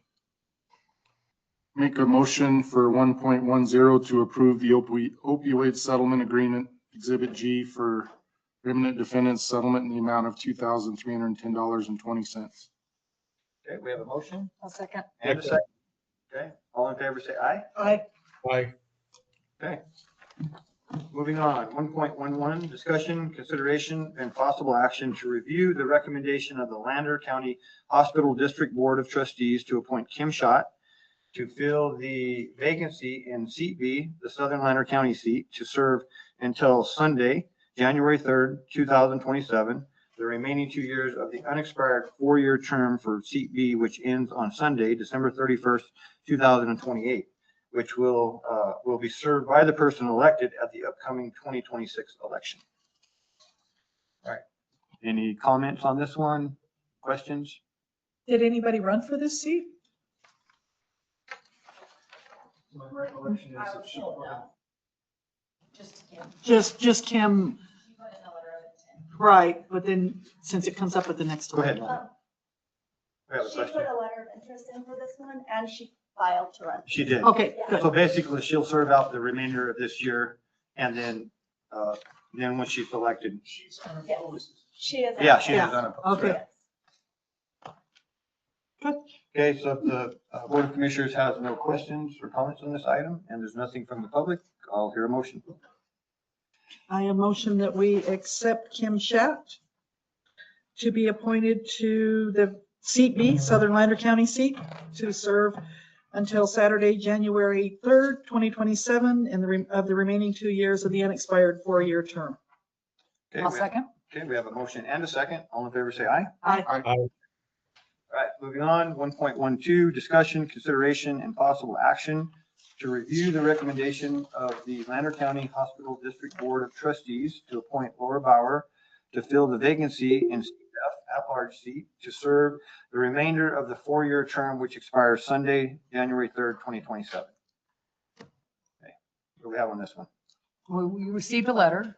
Okay, yeah, so we got this letter just before the meeting started today. Do we need to make this, would you? Well, there's a letter of intent in your backup. Well, I didn't get a backup of it. Has that letter, but I do not believe that. They don't have this one. I handed out this one. So would you like it as a matter of record, Courtney? Sure, yeah. So just, you guys have a copy of it? Okay, I'll make sure you get it. There you go. Yeah, if you need. All right, so first off, I'll see if the Board of Commissioners has any questions or comments on this item. And if not, I'll open it up to public. I do, actually. So there's the backup she's got. So, we did read her letter in at the hospital board, that she gave us when she was gone to Reno. We'd already made that, decision. And there's one other thing on here I just want to reflect, in Courtney's letter. And thank you for running and asking to, because not very many people do it. But in your letter, it says the board later approved handwritten notes prepared by Jessica Seha at the April 8th meeting as the official minutes. I have the minutes. They came in my packet. Yeah, that's what I said. Oh, it says handwritten. Yeah, well, From Jessica, okay, yeah. But they were actually. They were minutes from Jessica, Typed. yes. They were Yeah, typed. They were, Yeah, you said handwritten, so I just want Yeah. to make sure we clarify. I meant like not a scribe or whatever. And I have, Lyle couldn't be here because he is out for a little bit. Let me see, he had something. He just wanted to say that at the point where we had our meeting on the, I think it was the 11th, we had received, this is from Lyle, we had received 2 applications to be put on a board. We generalized them, we discussed them, and we voted them in. And then after the fact, we had gotten Courtney's letter. So he just wanted that read into the record. So just to clarify, you had 2 applicants besides Courtney? Before her, and then well, first of all, what happened, am I right, correct? Molly?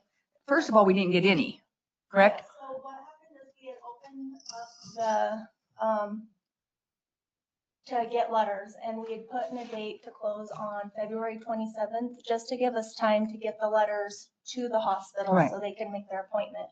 Normally, we just open up boards so that, just until they're filled. We usually don't put an end date. We usually just open them up until they're filled. The only reason we had a date, just so we could get the letters to the hospital. But we didn't receive any at that date. And then they received, I believe they'd only received those 2. Only one for Laura for that seat. Right. And so you're saying the date doesn't really matter. Okay, that's what, thank you. Yeah. Okay. The commission have anything further? Okay, we'll open it up to public. Courtney Fortune for the record. I just wanted to put it out there just on the record that I also wanted to apply for the hospital board. I didn't put my name on the ballot until the very last day of filing because my sister worked for the hospital and I didn't want to be on a board where she worked. And so since she's not there anymore, I was thinking about it. And so I put my name on the ballot to be on the hospital board for the next 4 years, starting in January. And then when I was there, I had asked Molly, like, how does it work for the person that had left to fill it until the end of this year? And she had said that you just have to do a letter of intent, get it to her and the hospital, and then it gets filed, and then it gets brought to you guys for final approval but the hospital did their meeting on the 11th after Lyle had called Laura and talked to her about applying. And so I feel like it would be better for the community, the board, everything, for the person that is going in January to start now, so that you're not retraining the board. There's continuity of one person just going in and out so that you don't have somebody in there for 8 months. And so I did it the right way. I just didn't get put on the agenda for the 20th of the hospital board meeting because I gave everything to Jessica, but she said that she was just going to have them read it during public comment. So. Yeah, and it was read in public comment, and that was a budget meeting. So I don't know how, I don't know any more than that. So basically, so I understand the legal on it, Bill. So the hospital, they posted their agenda. They had, if I'm hearing right, and correct me if I'm wrong, anybody, the letters that were proposed, they made a decision, and then your letter then came in after that, Courtney? Yeah, I don't know whose letters were proposed at first. I just know that Laura had put in. Okay. And so then that's whenever I was asking Wally, like, how does this whole entire process work? Okay. And so she said that she had not been contacted by the hospital yet to let her know that they had picked somebody, so that it was still open, so that I could file and then still get put in to pick from. And so that's what I did. And I got my letter in for you guys before it closed and got put on your guys' agenda. And so I'm not like asking you guys pick me over Laura. I just think that it wasn't a fair thing in front of the hospital before it was closed to come here. Okay. Which I can't directly speak to because I wasn't sitting in that. Right. Alicia, can you enlighten me a little bit since you are the commissioner that sits on? Well, I don't know about how that transpired with her and Jessica, her giving her the letter and whether it was going to be put on the agenda or not. But Jessica, did she call in? Or did she need to get online? So, is there an access code? She wants to call in so she can clarify. Get my phone and get her emails from Jessica. Let me give it to her. Let me send it to her here. But anyway, so, and then I'll let her interject in when she's there, Yeah. but, so then the hospital board had their meeting, made their decision on who to put in that seat. On the 11th. Right. Because we hadn't gotten any letters on the previous, then we got those, and we were so shorthanded, and one of our board members was possibly going to be out for sickness. And so we, and I'm gone periodically, so only 3 of us kind of shortens it up. If you end up with 2 people, you can't have a meeting. So they had that on the agenda for the 11th. We chose each of those because those were our only choices. And then I don't know when you give your letter to Jessica or not, but then on the 20th, we read her letter in at the same meeting that you chose your. No, we chose the person on the 11th. Oh, got you. And then you read the letter on the 20th. And then we read the letter on the 20th, yes.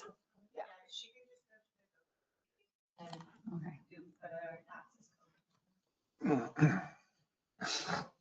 So I was just doing it the way that I was told, like by Molly, how to do it and what to do. So that's what I did. But when I did talk to Lyle on the phone on the 20th that morning, I had texted him and told him that Jessica was going to get him my letter of intent to read so that they had it. And so he called me immediately and was just like, hey, we already picked Laura. And I said, yeah, I know, but I was also told that it was still open for final approval. And he said, oh, and I said, yeah, the commissioners still have to approve it. And he was like, okay, well then I'll read that during public comment and I'll get it over there with all of Laura's stuff. So your name will be there too. And I was like, I already gave it to Molly. So it's there. So I see. So basically their hospital board had their meeting. They made their recommendation. You're basically coming to us because we have the final say. Yeah. And so because I tried to go to the hospital, but it was, yeah. So basically, that's what I can see just looking at all the data. So I understand your testimony and how the continuity, you feel that is important. But then we also have the relationship with our boards and their recommendations. So that's I think that's what the matter at hand that we're dealing with. So does the commission have any questions? Do we have Jessica on the phone that would like to speak or say anything? Or I don't know if there's stuff there, yeah. They respectfully, they did give Laura's name for suggestion, but there's still final things that have to be done in order for it to be final. And so I'm not coming to you guys because I couldn't go there. I tried to go there. My stuff was read in. Lyle said it would be sent over. So I was like, okay, cool. But then whenever I got a hold of Bert on Monday, he said that he was not going to be here this week. And so he had contacted Carly, and Carly had told him that the stuff was already on the agenda with Laura Bauer, but the way that it was worded, you guys could choose who actually gets put in based off of the wording from Mike, is what Carly told me. Mike McDonald for the record, the agenda item only refers to appointment of Laura Bauer to fill the vacancy. So if the board wants to do something other than that, we would have to table this matter for another agenda item. Okay, no, thank you for that clarification, Mike. So. Yeah, so if that's what it is, then that's totally fine. I respect that. I just wanted it out there that I tried. Yep, no, I appreciate that, Courtney. So I I think we, received, yes, go ahead, Molly. I received the email from Jessica at the hospital on the 26th stating that they were recommending. Yeah. Yeah, so Molly didn't know that they did that until And the had maybe she got it 26th, earlier, but after I had we already had had put that my thing meeting. in. Sorry for talking Yeah. over her. Okay. I've got a question because I think the public probably wants to know. I was trying to look it up, but do we know who filed for the seat? Me, I'm gonna be in, only me, yeah. Okay. Yeah, that's an so that's important why thing else I for was kind everybody of to be like, aware of. you know, she didn't file to run. I actually did speak to Laura. I called her after I found out that she was also here or also had applied. And so she said, I said, you know, like, hey, I'm just curious, like, what are your intentions? Because I'm just curious why you didn't put your name on the ballot, but you want to be in there for 8 months. You know, like, it just doesn't make sense to me. And so she was like, well, what do you mean? And I said, well, I filed. And so my name's on the ballot. So I'm going to be the only one. So I'll be in January. And she was like, oh, well, that. And then she was like confused. And she's like, I just did the first one because I wanted to get my feet wet and dip it in and see if I like the boards, like see behind the scenes and all of that. And then she said that she was like, she didn't put her name on the ballot because she didn't know if she was going to like it or not.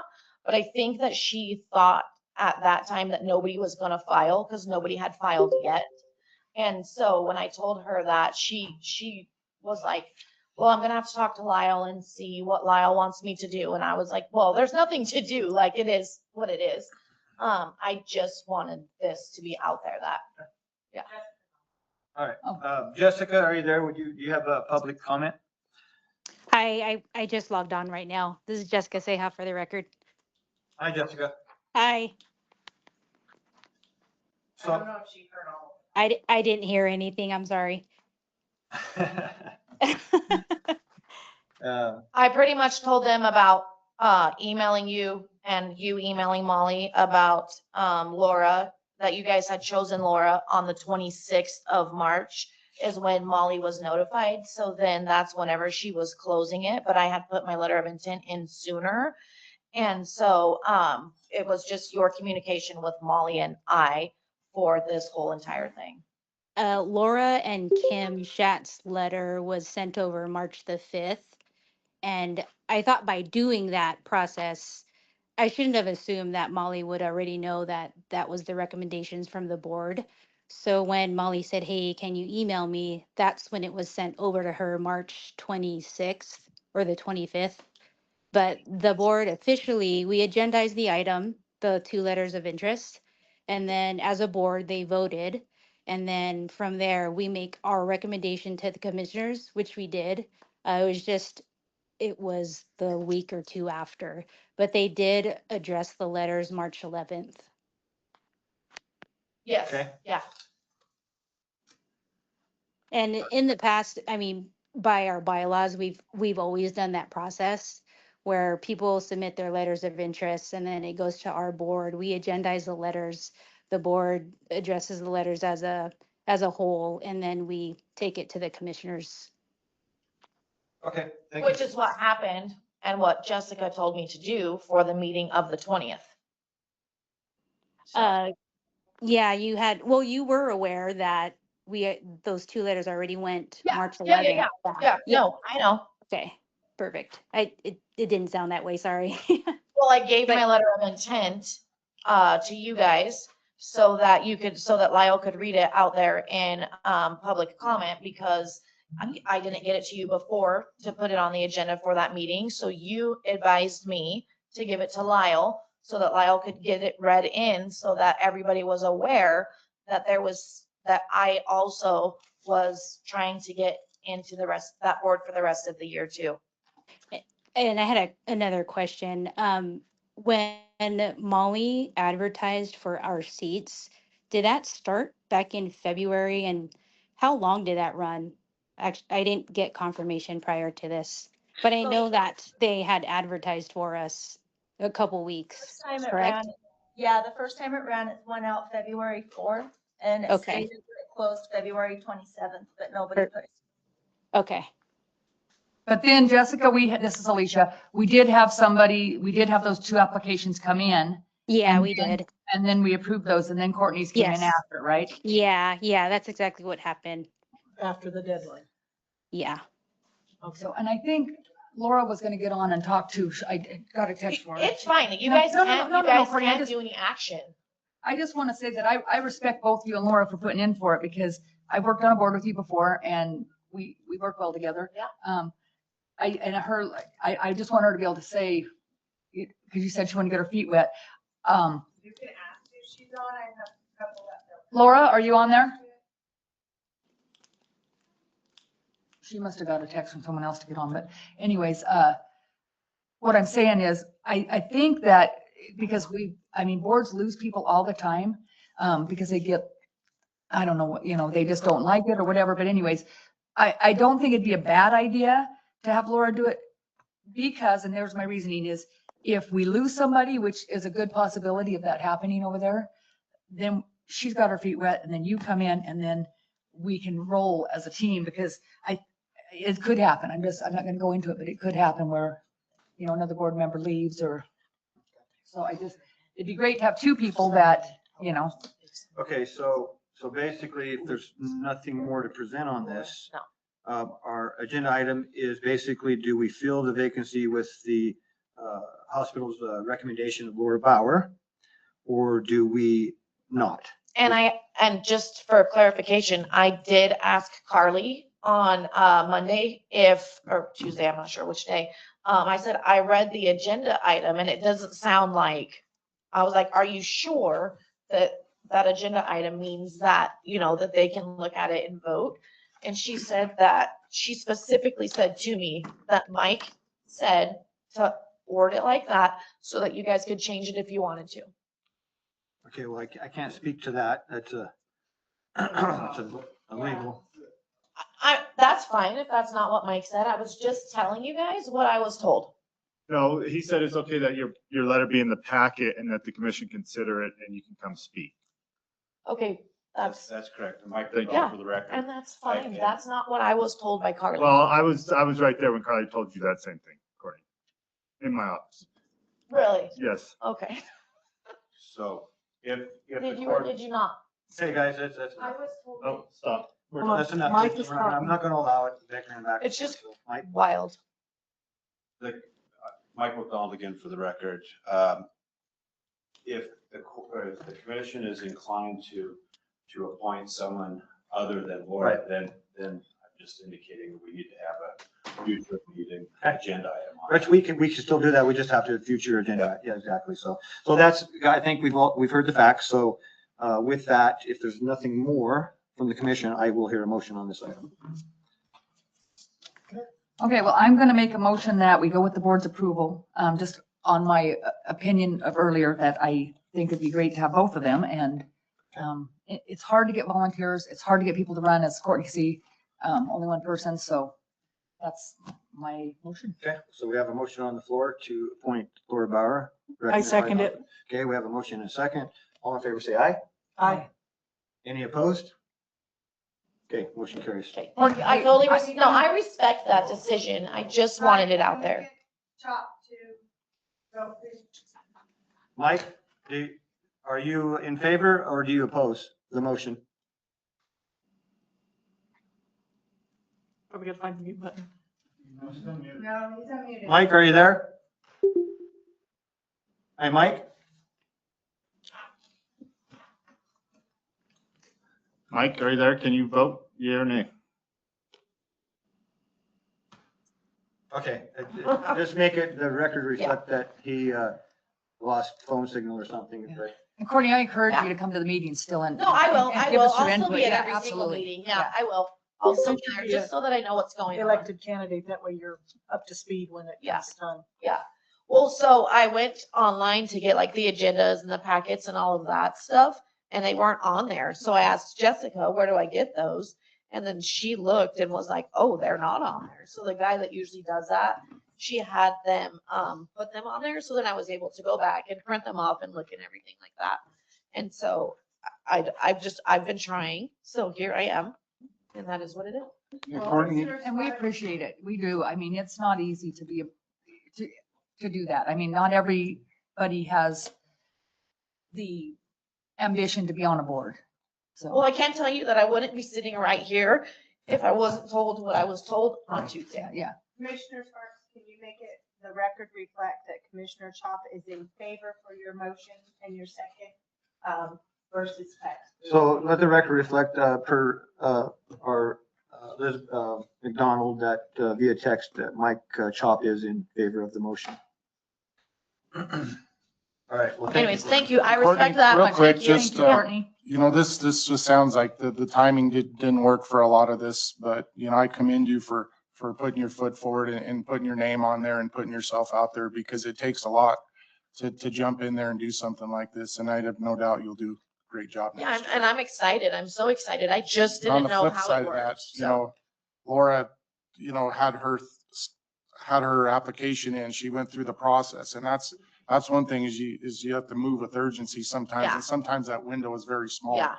And like I said, I'd just commend you again for putting yourself in there, and I have no doubt next year, the continuity does make sense, but you know, got to figure the board has already made a decision on Yes, something. yes, no, yes, I But get I have that.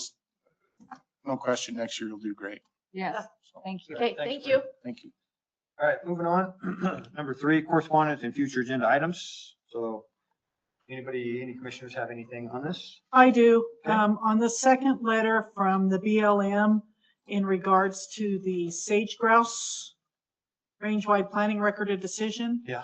We need to make sure that Pam attends that or somebody attends that. The first one is tomorrow at the California Trail Center, because I believe that this is tying in with what they're doing with the Green Link and justifying their decision there. And if Pam can't attend that one, then one of you guys need to do the virtual option. I would do it, but I'm going to be at a conference. So, okay, thank you. Okay, any more on correspondence, or is there any future agenda items? Okay, hearing none, I'll move into public comment for non-agenda items. Is there any public comment? Okay, hearing none, I'll hear a motion for adjournment. So moved. We have a Second. motion and a second. All in favor, say aye. Aye. All right, well, thank you, everybody.